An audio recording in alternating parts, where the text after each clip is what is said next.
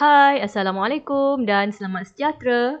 Baiklah, kali ini cikgu akan menerangkan tentang tajuk tingkatan 4 iaitu bab 4, modul 4 berkenaan dengan buku catatan pertama. Okey, di sini adalah kitaran perakaunan yang kita dah belajar waktu tingkatan 4. Okey, kitaran perakaunan ada pada modul 1, bab 1.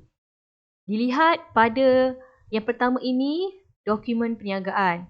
Yang kita dah belajar berkenaan dengan dokumen perniagaan ini, apabila kita melakukan urus niaga jual beli, kita akan terlibat dengan receipt, invoice dan sebagainya. Apabila kita menerima dokumen-dokumen tersebut, kita perlu melaksanakan yang kedua, iaitu buku catatan pertama.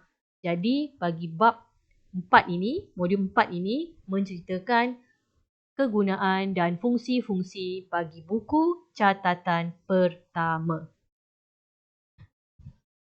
Baiklah, ini adalah buku catatan pertama, pengenalannya.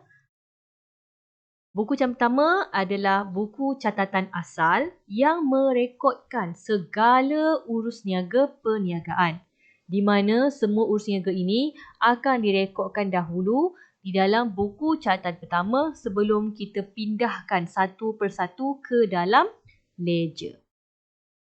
Buku catatan pertama terdiri daripada 3 bahagian, iaitu journal, buku tunai dan buku tunai runcit. Manakala yang kita kena tahu, journal ni akan pecah lagi kepada 6 bahagian kecil.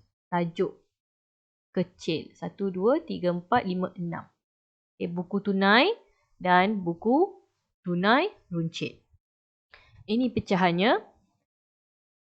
Journal adalah buku catatan pertama yang direkodkan untuk merekod semua urus niaga perniagaan mengikut kronologi dan urutan tarikh. Jadi kalau kita bermula dengan tarikh 1 hari bulan sampailah hujung bulan iaitu 30 ataupun 31 hari bulan pada setiap bulan.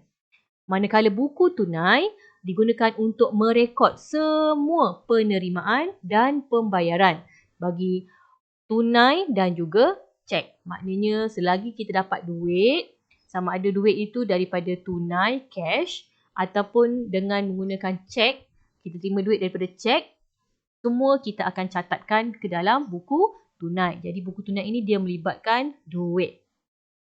Manakala buku tunai runcit adalah merekod perbelanjaan harian yang melibatkan pembayaran amount, tapi amount yang kecil. Okay? Amount yang kecil saja dan ianya tidak sesuai untuk digunakan cek. Contohnya, kita nak beli surat khabar, dalam kedai itu nak baca surat khabar. Jadi kita beli surat khabar, kita beli jajan dan sebagainya. Kecil-kecil je. Jadi kita tak gunakan nilai duit yang banyak dan tidak ada menggunakan cek di sini.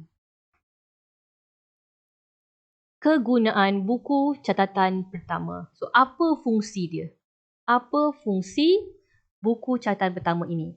Adalah untuk meminimumkan kesilapan. Okay? Kita nak elakkan daripada kesilapan. Salah sikit-sikit dan sebagainya semua kita dapat cari. Okay, elakkan berlaku kesalahan ataupun kesilapan ataupun apa-apa yang tertinggal semasa kita menguruskan catatan urus niaga, menguruskan catatan perakaunan. Ia juga digunakan sebagai alat dan sistem dalam merekod urus niaga. Jadi bila kita gunakan buku catatan pertama ni, mana urusan-urusan yang perlu dimasukkan dalam jurnal, kita masukkan. Mana urusan dalam buku tunai, kita masukkan. Mana urusan dalam buku tunai runcit, kita masukkan. Jadi bila kita ada urusan rekod secara sistematik, sudah pasti kita dapat mengelakkan berlakunya kesilapan semasa melakukan perekodan akaun. Okay? Itu adalah fungsi-fungsi dan kegunaan dan jenis-jenis buku catatan pertama. Bye.